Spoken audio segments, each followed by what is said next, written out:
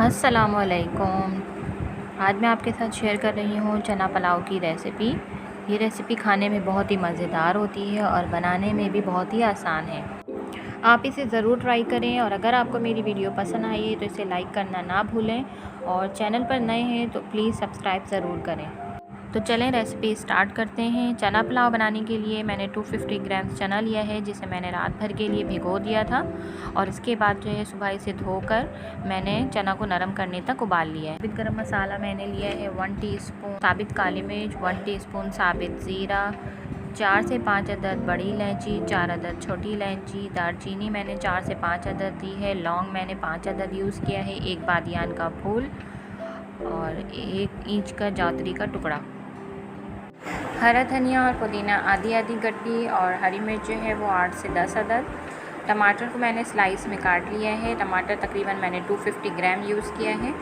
Spices میں نے لیا ہے 1 ٹی اسپون لال مرچ پاؤڈر، 1 ٹی اسپون دھنیا پاؤڈر، 1 ٹی اسپون گرم مسالہ پاؤڈر، 1 ٹی اسپون زیرہ پاؤڈر، ہاف ٹی اسپون کوٹی لال مرچ، نمک حسب ذائقہ، اور ہلدی ہاف ٹی اسپون۔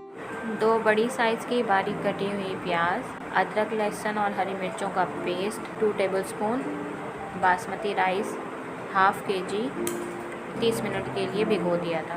تو چلیں کوکنگ اسٹارٹ کرتے ہیں۔ یہاں پر میں نے لے لیا ہے ایک برتن، اور اس میں میں شامل کروں گی ہاف کپ آئل۔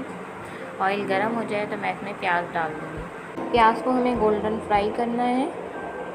تو دیکھیں یہاں پر ہماری پیاز جو ہے وہ گولڈن براؤن ہو چکی ہے، تو اس میں سے تھوڑی سی پیاز میں نے نکال لیا ہے، اسے میں پلیٹ میں پھیلا دوں گی گارنش کے لیے۔ اب باقی پیاز میں ڈالوں گی کھڑا گرم مسالہ اور اسے فرائی کر لوں گی، پھر ڈالوں گی ادرک لہسن اور مرچوں کا پیسٹ، اور 1 منٹ تک فرائی کرنا ہے، اور پھر اس میں ڈال دوں گی چنا، ان کو کر لوں گی مکس، اور ساتھ میں ٹماٹر ڈال دوں گی۔ اب اس کو سافٹ ہونے تک پکا لوں گی، اور پھر شامل کروں گی اس میں مسالے کو اچھے طریقے سے بھون لیں گے، اور ٹماٹر بھی سافٹ ہو چکے ہیں۔